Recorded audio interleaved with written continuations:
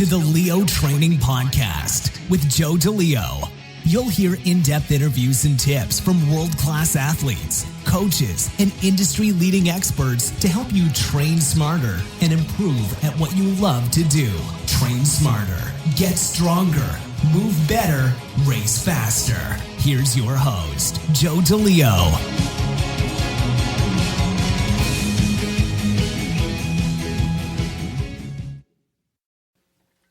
Hey everyone, we are back with another episode. Today's guest is Phil Scarito. Phil is one of 12 Master StrongFirst Instructors Worldwide. He teaches the StrongFirst Curriculum on kettlebell, bodyweight, and barbell. Phil also owns and operates DV8 Fitness, which is based out of King of Prussia, Pennsylvania. He is trained under Pavel Tsatsouline since 2006. He is also trained under Dr. Ed Thomas, learning the ancient art of Indian club swinging. Sit back, relax, and enjoy today's episode where we discuss what it means to be a student of strength. Phil, welcome, and thank you for coming on to the podcast this morning. Joe, thank you for having me. I'm very excited to be here. Me too. It's been great getting to know you over the last year and a half, and I certainly appreciate you taking the time to do so. And I'm excited for you to share your experience and knowledge with everybody. I know I've learned a tremendous amount from you and have benefited from it, and I think everyone will as well. So I'm looking forward for you to kick things off here, and I think you have a particularly interesting story and journey to share with the health and fitness community, and it's a path that is a little bit unique, and something that in particular for me means a lot, and something that has been something of a personal inspiration. So without further ado, take it away. Absolutely. Thank you, Joe. Yeah, so my journey, it is a bit interesting. It's not your typical start into the fitness industry. At the time I was living in Florida, and this was going back early 2000, and I graduated with a finance degree. And at that time I was very much into the stock market. I enjoyed it thoroughly. I loved there was a lot of things I enjoyed about it. But, I was at a desk. I was wearing a suit every day, typical desk job. But there was something that was always consistent in my life, no matter what I was doing, I was always training myself. So I always worked out. I was always very athletic. In high school, I played soccer. I kickboxed for about 4 years, competitively. I surfed during the summers. I did a lot of different things. I played golf, so I was very active. But during all that time, I had a desk job. I was in finance, and that's what I did as my main job. But like I said, there was always times that I went into a gym, and that was my favorite time. That was my time for myself. That was the time I could release a lot of my stress. And I always enjoyed being in the gym. It was something that I always really enjoyed doing. So, I realized after a period of time when I moved back up to Philadelphia, I ended up working at a bankruptcy law firm and really was sort of in the same industry. Again, I started looking for gyms right away because that's what I wanted to do. And a friend of mine told me about a gym that was located near me right outside of Philadelphia that did sort of like a boot camp style of training. And it was very similar to the military, I guess you could say. And so I jumped on it, I was all about it, and I'm like, I got to do this. And so I went to my first session and ended up becoming a client and enjoyed it. I was getting the crap kicked out of me for an hour every morning at 6 a.m. in the morning, which I loved. And so again, that was something that was always consistent in my life. And so over time, eventually what ended up happening was my friend said, you should work here. You should become an instructor. You love this. You're good at it. You have a lot of passion, your personalities, it's the perfect fit for you. And, you know, thinking back on it, I'm thinking like, this is a major shift. I mean, I'm leaving a full-time job. I'm jumping into something that's completely different. So, you know, I said, what the hell? I'm going to try it. So I left finance and, left the suit and tie and cubicle and, jumped right into training. And so, you know, to make a long story short, I really started to get into it. I ended up taking on clients, and in a couple months I had a full book of clients, and I was involved. I was enjoying it. I was training every day. And at the time I thought I knew a lot. I didn't know anything. And, so in 2006, I was introduced to kettlebells by a friend of mine that was there, and, didn't know what I was doing with them. You know, I tried to do a swing. I knew that, you know, I saw, it was like everybody else. I get on YouTube and I check out the videos and I try to mimic what I saw. And then I heard about this Russian guy in Minneapolis at the time who was running this 3-day certification on kettlebells. And I thought, man, this is something this is my next move. I really want to know what this is all about.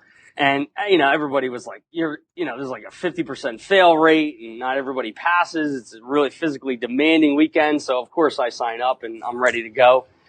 So I knew that I had to do a snatch test. It's the only thing I knew about the certification. So I'm like, I don't even know what the snatch is, right? I'm thinking, okay, so I get online. I start Googling it, and I know every day I snatched every day with the 24. I mean, it was ugly too. It was, looking back on it and thinking, geez, it was just everything opposite of what I teach now. So, I knew I had to pass a snatch test, so I trained for several weeks on that. And when I went out to my first kettlebell certification and met Pavel, the one thing that stood out to me not only was how he taught, but how amazing the instruction was, how well, everything was just ran, and the community. And I remember just leaving that weekend, and I thought to myself, I want to be here. I want to do this. This is what I want to do. And, boy, my journey from then on has been just a roller coaster. I mean, I think 2 years after I walked off that field, I ended up becoming a team leader. And I ended up doing what I always wanted to do, was teach kettlebells. And I remember bringing all the cues and the drills that I learned and bringing it back to my students. And I literally just was making changes like that day, that hour. It was amazing. So I knew that's what I wanted to do. And so I eventually opened my own company, and then, geez, ever since then, Joe, it's been, I've met the most amazing people, made incredible connections, amazing friends. And, I'm stronger now than I ever have been, injury free, no pain. And, I'm doing what I love to do every day. So I can't ask for anything more, man. Life is pretty good. Yeah, it's good. It's awesome. Good. No, I think, thank you for taking the time to share your story there. Like I said before, it's definitely been a personal inspiration for me. Making that change, and, some of the things you mentioned, as you kind of went through that experience and moving up into a team leader, the things that really jump out at me as well is the quality of the instruction, from any instructor in the StrongFirst community, and, the community aspect. It is, people that want to see you succeed and go out of their way to help you. And I think that's one of the things that really differentiates it from a lot of other, organizations that are out there.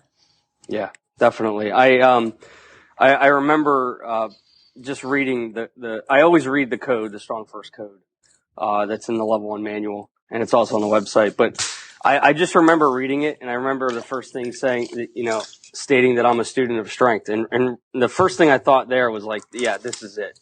This is exactly what this is about. It's about being a student.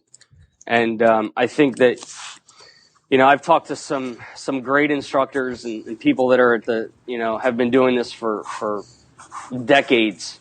no matter what art form, whether it's Indian clubs or powerlifting or whatever. And all the best instructors, they always say that they're still students. They're still learning. They're not masters of anything. It's still a journey and still a process. So that's one of the biggest things I've taken away from all these people that I've met. But being a student of strength and then becoming a teacher of strength, that's where it's all about. Yeah, that's one of the things I love about it as well. And I think you touching on that, this being a student of strength, we're always learning, right? It's we never feel that we've totally got hold of something. And it's something you mentioned during the Indian Club workshop, and Dr. Thomas and Brett mentioned. It's like the further along you get in that journey, the sort of more analytical, and the more you put the microscope on yourself, and you notice like the little things that you need to work on. And to somebody that's just starting out, it looks great. It might be flawless to them, and to you, you're like, oh, man, this one thing's off. You know what I mean? And I think that's something that I really have always appreciated about your instruction, the thoroughness and attention to detail, and the humbleness. That's definitely something that I've tried to model and carry myself as well. So thank you for being a role model. Absolutely. Thank you, Joe. Thanks for being a great student. Yeah, man, it's fun. It's the great part is it's at the end of the day, it's about learning and helping people get better. And that is probably one of the most rewarding things in our line of work is somebody can walk in, and in 45 minutes to an hour, you can completely change their day. And absolutely. And you can't really say that about a lot of other job occupations. You got it. Got it. So building on that, there is a lot of awesome stuff that I want to cover with you. And there's a couple things that you've mentioned along the lines of being a student of strength, and you've said to always focus on the fundamentals. And why is that so important? No matter what you do, I don't care if it's martial arts or power, anything. Think of anything.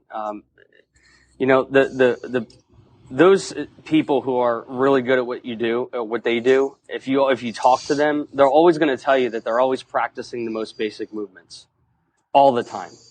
So that is your foundation. And if you can keep that consistent in your training, you can do a lot more than you think.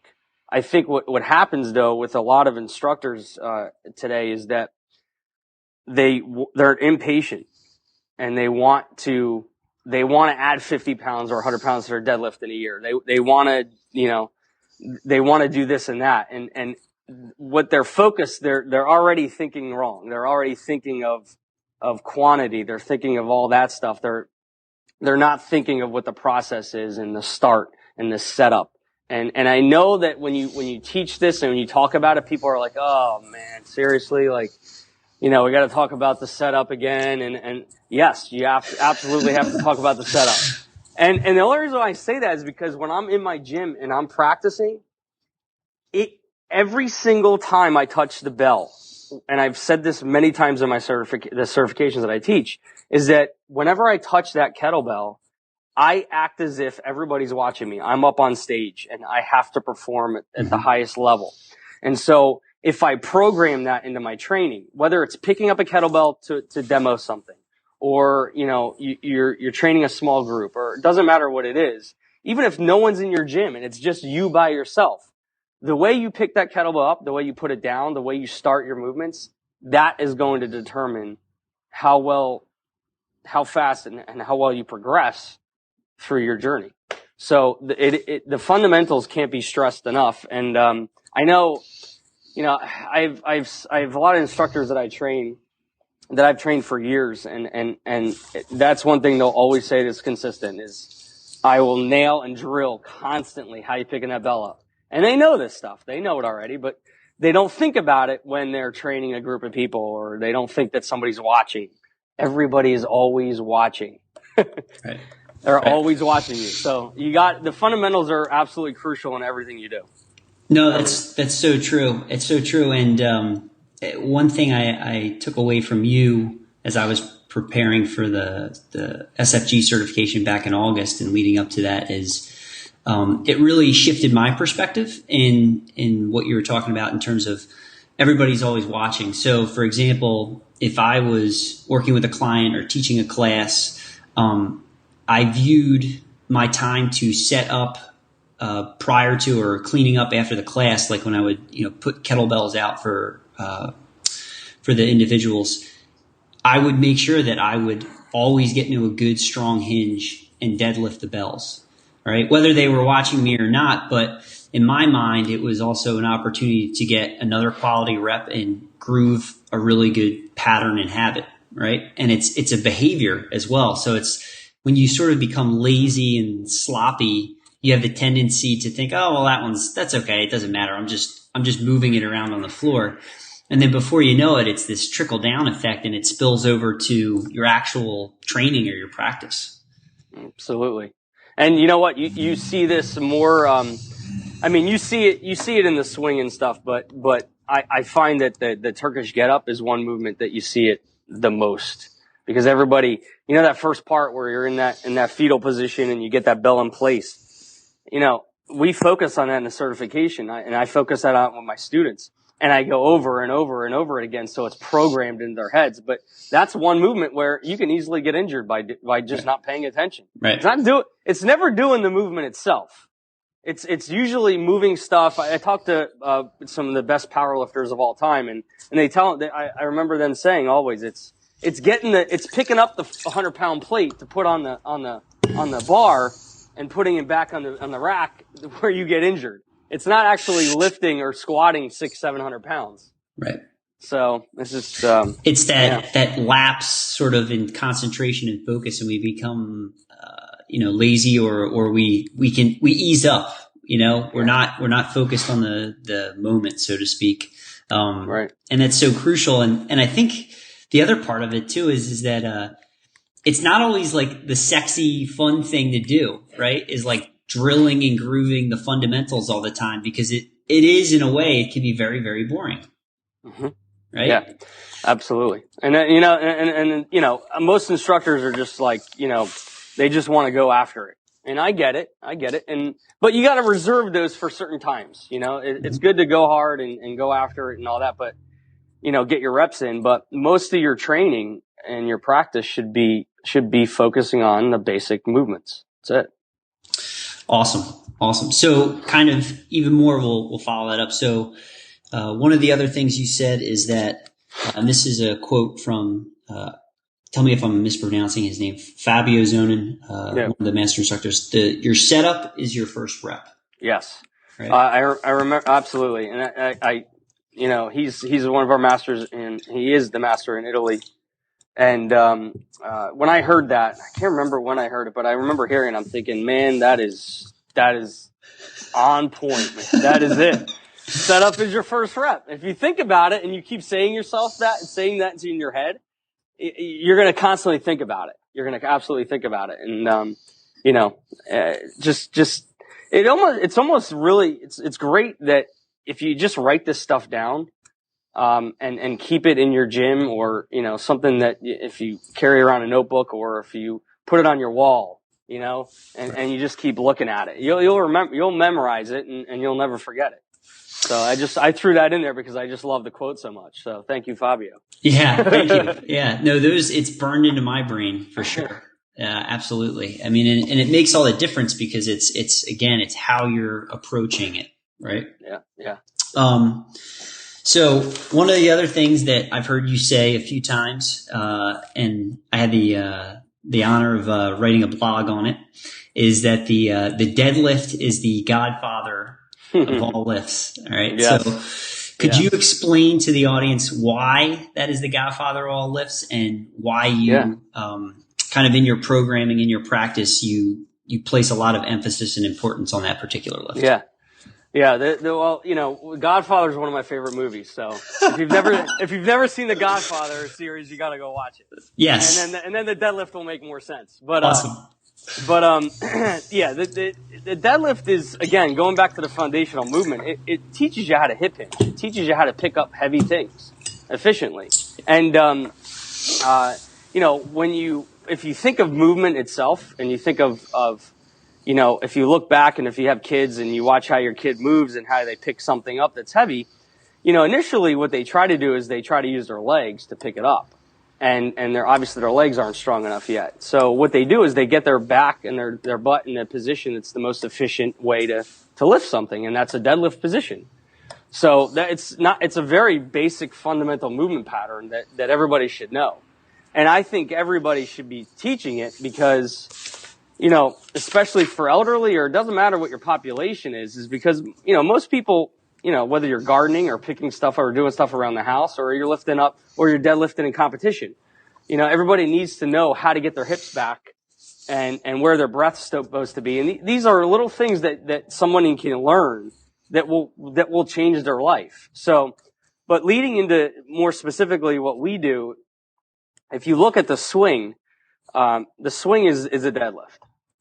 And if you're trying to correct somebody's swing that comes into your studio, you always want to revert back to the deadlift and just take a look and take an assessment of where their deadlift is, because you can fix a lot of things in the deadlift, whether it's the eye position, neck position, knees, feet. You can see a lot what's going on in somebody's movement by just watching the deadlift. And then think about what builds on the deadlift. You have the swing, you have the kettlebell clean, you have the snatch.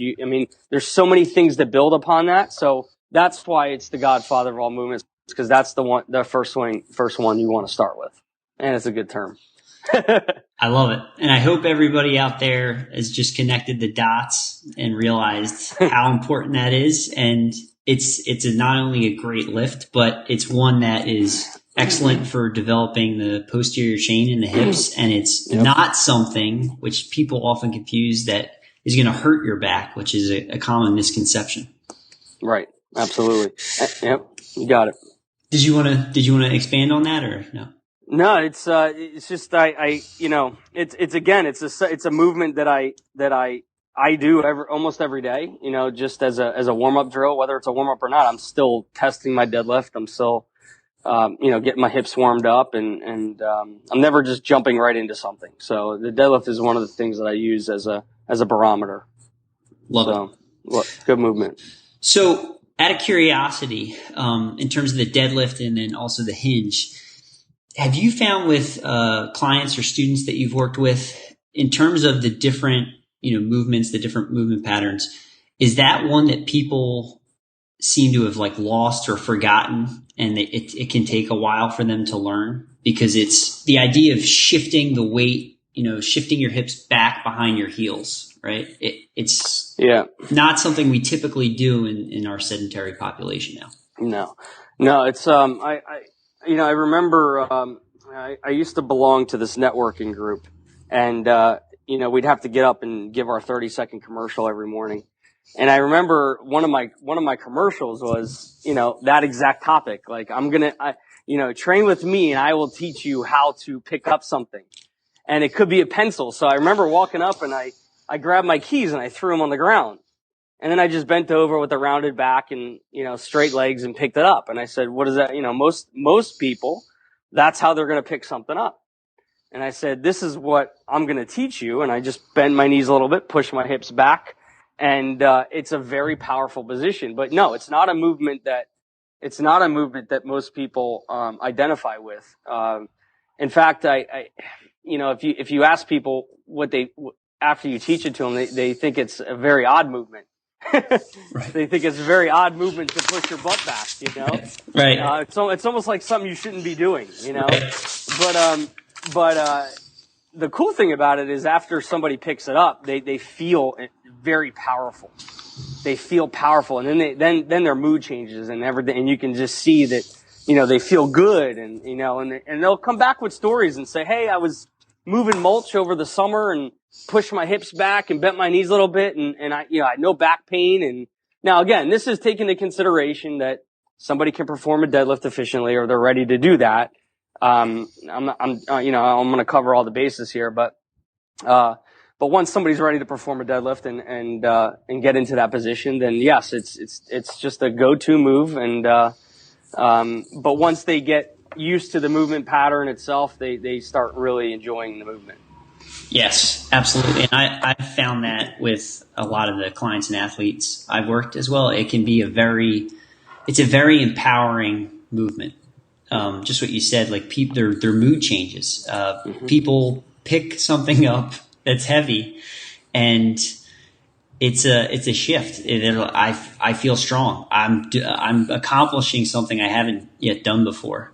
And the other part of that's really cool too is I like to make the point, just sort of like you did with your keychain, is that, I want you to think about how you're going around if you're going to pick up groceries, right?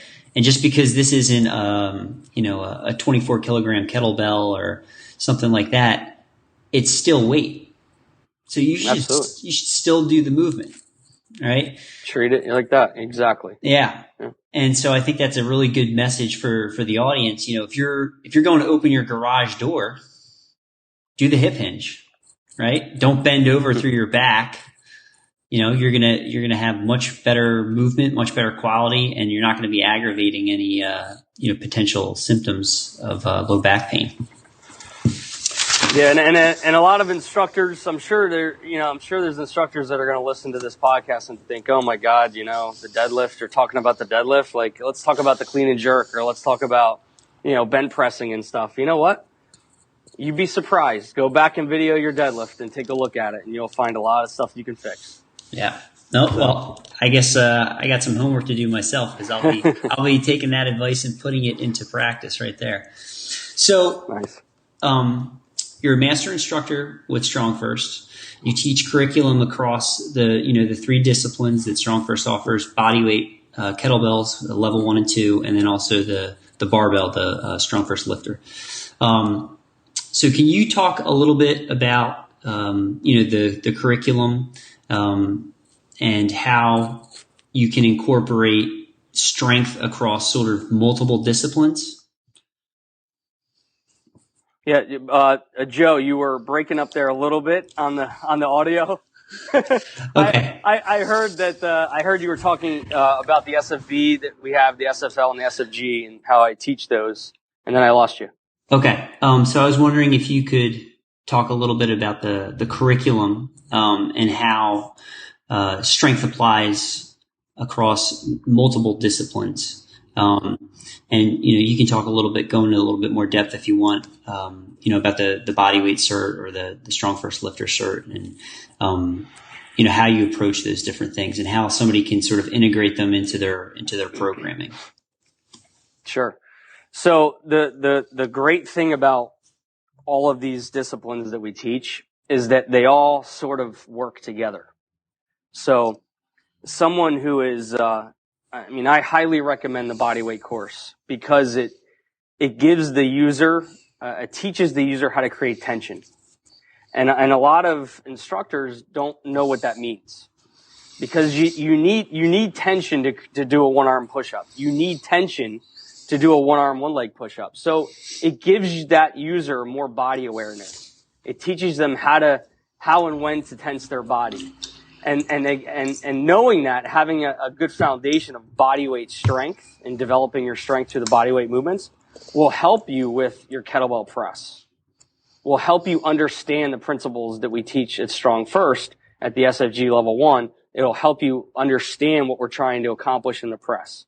And also, let's carry that over into a deadlift, a barbell deadlift, or a squat. Again, you got to create tension. You have to breathe into your belly. You have to get that diaphragmatic breath. You have to breathe behind the shield, as Pavel talks a lot about. So all these disciplines just sort of, I look at them as these like three circles, and then each circle is integrated into the other circle. And inside that little circle is these principles that we teach. And so they're all interrelated, and they all can be used together. And I think if you're someone who's listening to this podcast and you're wondering, what should I do first? And what should I do? Well, the first thing you need to do is to attend the user courses, because the user courses are going to give you, here's the word again, the fundamentals of each of the disciplines. And what you're going to walk away with is you're going to get a lot of information first, but what you're going to walk away with is you're going to walk away with some really good drills on how to create tension and how to perform these movements efficiently. And what you're going to start learning is that, oh, these things are very similar. I did this in the bodyweight course, and I can apply this to, teaching someone how to do a barbell deadlift. And so it's going to make you a better instructor. And even if you're not teaching this stuff and you just want to learn it, there's so much information in the courses, that it's going to give you a better foundation for your own training. And I incorporate bodyweight movements into my kettlebell stuff, into my barbell stuff. And, again, like I said, I'll do the Turkish get up. I'll do my Turkish get up on my hip hinges before I do my barbell deadlift or my squats. I'll incorporate Indian clubs into my movements. And so I do a lot of different disciplines. And I integrate those, with some variation throughout into my programming. I mean, you could talk a whole hour on programming itself, but I mean, these movements, a lot of the movements that you're going to learn in the user courses, you can use as drills, or active rest in between, your deadlifts or swings or whatever you're going to do that day. So, that's why I love these courses. And I also love the fact that we don't test these at the courses, because the courses are designed for the user and they're designed for the person that's a student of strength. They're learning how to develop strength and how to create tension and how that helps them, maybe get out of get stronger and get out of the pain and, hopefully makes them move better and enjoy their lives more. So, the user courses is where it's at. And if you don't want to attend a user course, try to seek out an instructor that has gone through the courses and train with them, because the information is extremely valuable. Yeah, absolutely. As an SFG that attended a user course with you last year, the instruction at the user course and the certification is second to none. But the thing I really think that's great that you're pointing out in terms of the user course is it's a slower paced environment. You can really take the time to learn all the sort of intricacies and nuances of the movements. And for me, that was like huge. I remember coming to the user course last year with you, and we went through the get up, and I was like, wow, I was just doing this one transition completely wrong, and it totally changed it for me and cleaned up the movement. Mm-hmm. And it became easier. Like all of a sudden the weight felt like it was 10, 15 pounds lighter, Yeah. And it's those things, it's getting in the right positions, learning to dial up or dial down the tension when you need it, that are, invaluable at the user courses. So for anybody listening, if you're on the fence, go to one. You will not regret it. It is absolutely a wonderful investment. Whether you're intending to go to the certification or not, you're definitely going to walk away learning a ton. And we get all kinds of people in the user courses, which is great.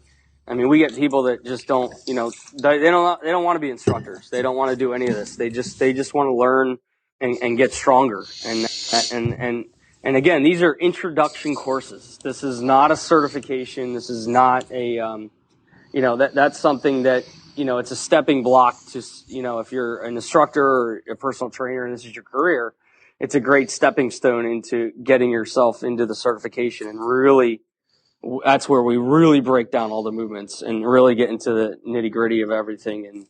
And because we want you to be able to leave there and feel comfortable enough for you to teach a swing or a get up to somebody that doesn't know how to perform the movements. Yeah.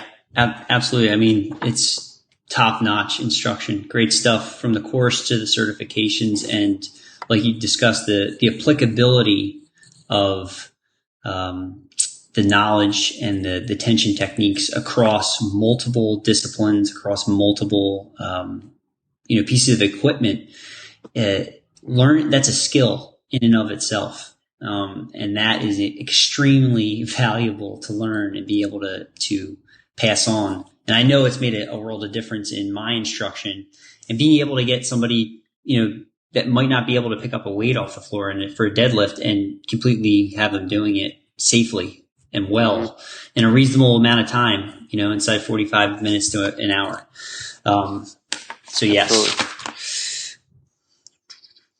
So Phil, segueing, one of the other things that you do a lot of work on, you teach and run workshops in regards to working with the Indian clubs.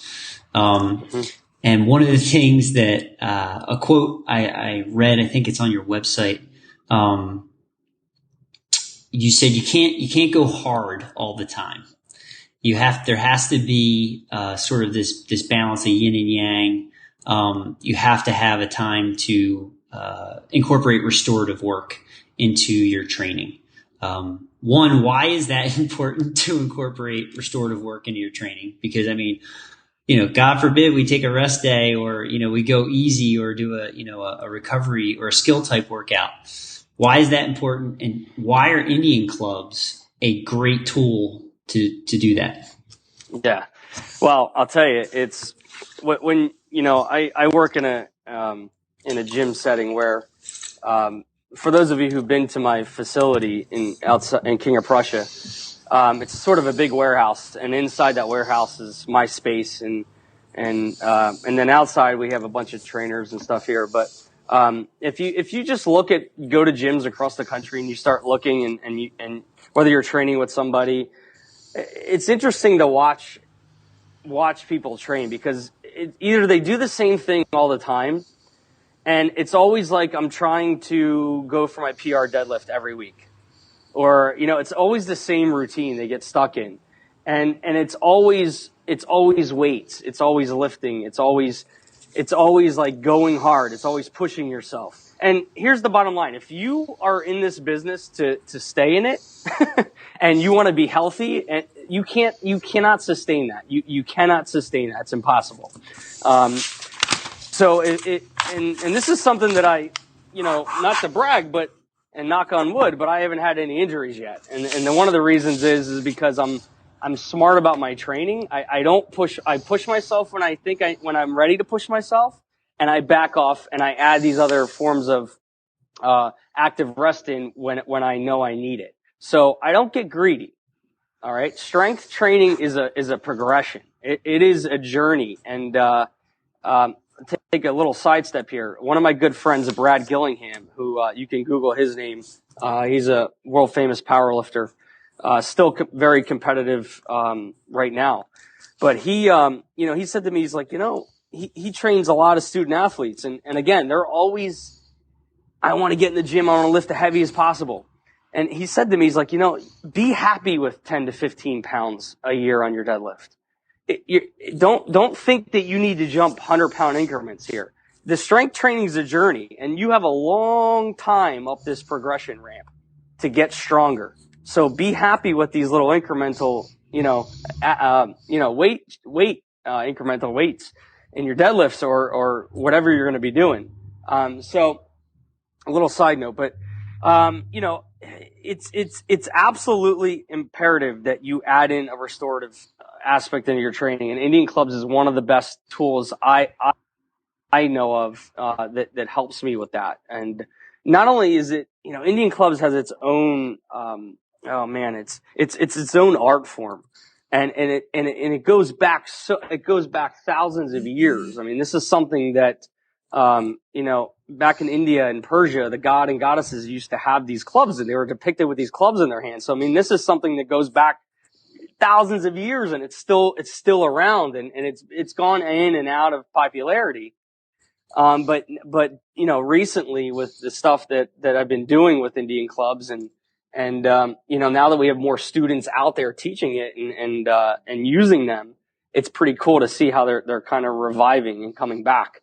But I love Indian clubs because it's not lifting a bar, it's not lifting a kettlebell. It's more about posture. It's more about alignment. It starts making you think of things that are, they don't normally think of. And, incredible for shoulder stability and mobility. great for T-spine mobility. I love the precision aspect of it. So, you say you get done a heavy set of deadlifts. It's so beneficial to go and pick up a 1 pound Indian club and be able to transition from, heavy set of deadlifts, Metallica to going back to, Indian clubs and maybe listening to Mumford & Sons. It's a transition. It's a transition. And it's very cool to be able to go from that and make that transition right to an Indian clubs and relax and focus on your breathing and your alignment and posture. Yep. I mean, that helps you with your next set of deadlifts. And again, the precision aspect of Indian clubs is amazing. I mean, we talk about wrist position. We talk about, the path of the club and where it travels. And it's very similar to almost like a golf swing. That's how I relate it to. It's almost similar to the golf swing. And when it's done correctly, it just looks beautiful. It looks perfect. My golf swing is nowhere near perfect, but when you watch a PGA Tour pro in slow motion swing a club, it's almost the pinnacle of movement. I mean, everything just kind of flows together. And when you watch someone like Dr. Thomas, swinging Indian clubs, it's mesmerizing. Like, you just kind of get lost in it. And you're like, whoa, this is amazing. But, bringing having that aspect in your training, and going from hard to a restorative and making that switch. Some days your body needs just going to do Indian clubs. That's it. Some days you may just say, you know what? I can't touch a bar. I can't touch a kettlebell today. But I still want to work on my movement. I want to work on my alignment and breathing and my shoulder mobility. And so just swinging some clubs will really help you get there. And it'll keep you from getting injured as well. I mean, it's a rehabilitative tool too. They're fantastic. Everything you just said there was pure gold, and it's so good to hear, that information coming out, that you can still do a training session, and it doesn't have to be something that is high volume or high intensity. There's a lot of value in doing something that requires a lot of grace and precision and accuracy and thoughtfulness of the movement. And it is amazing the intricacies of the different types of club movements and how much goes into the alignment. And for people that are just sort of, might be Googling them or looking into them, they're very graceful and simple movements, but there's so much underneath the surface that goes into it, as Phil just talked about. And that's one of my favorite things. They're very cerebral. There's a lot of thought that goes into it. Yeah, when I met Dr. Thomas back in 2010, I believe it was, I couldn't believe how neurologically taxing it was. And physically. I mean, you start swinging, 1 pound clubs for sets of 20 or 30 at a time, you're spent. Yep. I mean, people don't realize it, but when I give them to my students to use, they say to me like, man, I can't believe these 1 pound clubs. Like, you start really feeling them. Yeah. And it's good, because what's really cool is that when I use them with all my students, and one of the things I noticed is, people love to hold things in their hands. They like to hold things, and it's a cool thing to hold. I mean, it's just like a kettlebell is, but you have this club in your hands, and the tendency is when you have a club in your hand, I feel like you just want to grip it hard, because that's what we're taught to do, but they start thinking more about, you'll just see a change in somebody's posture when you start swinging clubs. They're more aware of their surroundings. They're more aware of what my right and left side is doing. And being able to watch that happen is unbelievable. So, I mean, it's a consistent thing I use, in every day. Yeah, they're great. And, I think that's really cool. The advice you gave about, inside a training session, you might be doing a very heavy deadlift, and then your active rest can be swinging the clubs. Yeah. And that's something you mentioned to me, when I was prepping for the SFG, and that's something I integrated, and it made a ton of difference. Because it's that really you're sort of accentuating both ends of the spectrum, right? Exactly. So I'm able to go really heavy, really hard, I'm under tension for, a couple seconds with the deadlift, and then I'm getting as much fluidity and grace as I can through these movements with the Indian clubs and slowing my breathing down and coming back to center. And this is something, think about what Pavel says. He teaches the tension and relaxation drills, right? I mean, your tension is your one arm push up or your deadlift or whatever you're doing, your press. Your relaxation drill, could be, fast and loose drills that we teach, but also could be some Indian club swinging. Right. So again, that's maybe another circle that you add to the 3 big circles that I was talking about earlier. But it all just kind of melts together and, makes you makes you move much, much better. Yes, it does. Yes, it does. So for anybody out there listening, I'll be sure to include some links. Do you have is there any workshops later this year on the docket for Indian clubs? I have, if you go on my website, you'll see some on the upper right hand corner. Okay. You'll see all the workshops I have coming up. Off the top of my head, October 23rd is the one that I have. I'll make sure to link to that. You can check out. So, yeah. I'll make sure to link to that for for anyone interested. And there's if you go on my YouTube channel, type in Phil Scarito and Indian clubs, you'll see some of the stuff and some of those videos are actually early on. I think I shot those videos right after I saw Dr. Ed Thomas in 2010. Okay. I started working with them and put some videos up, so I'll take a look at those. Awesome. I will get those up in the show notes for sure. So Phil, we're coming up kind of into an hour here. Yep. So I want to wrap up and ask you some rapid fire questions. Sweet. So the first one is,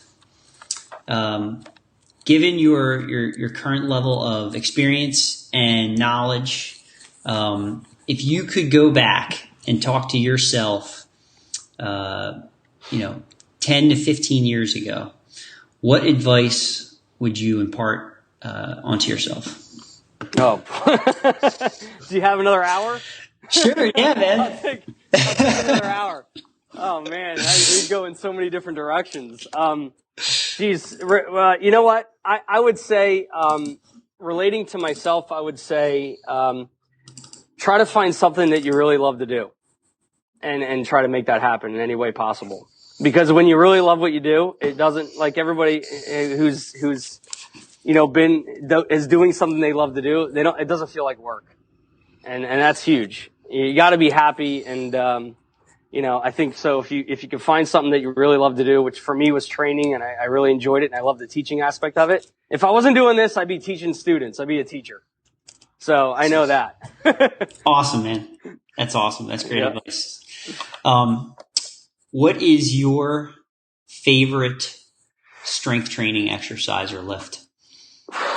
Personally, not for programming, but like if you had to pick one to do every day.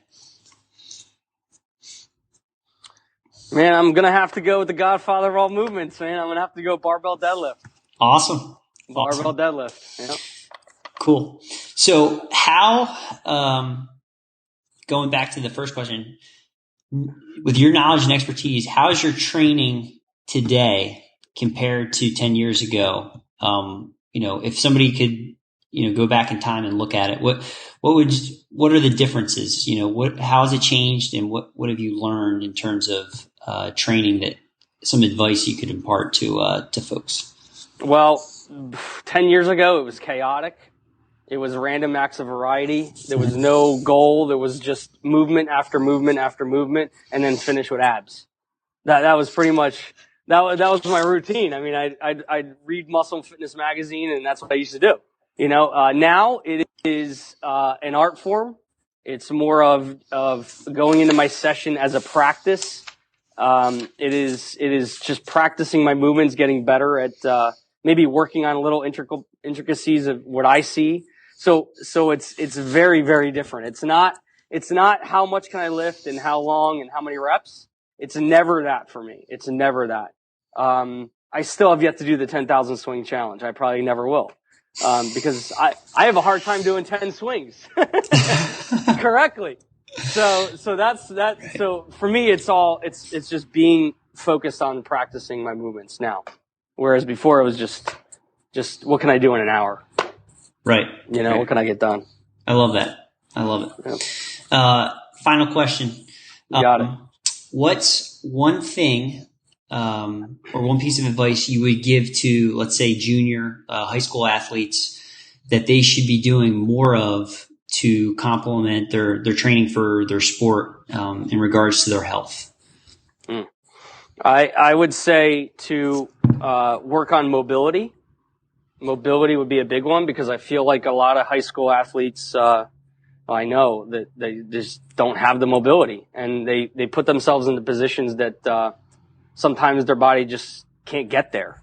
So I think mobility work would be a beginning start, and I think that there's so much information out there to search for stuff on mobility, and I would start there with mobility. I think that's a big part of for a student athlete, number one. And research. Do some research on movements. Like go to user courses, start becoming educated on what you're doing. Don't just listen to your coach all the time and what they're doing and stuff like that. Do some research on your own and become a student.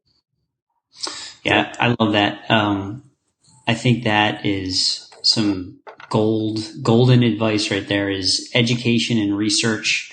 I think it's important to not be afraid to be curious and question what you hear, not necessarily in a negative connotation, but ask why. Why are we doing it? What's the intent or purpose behind it?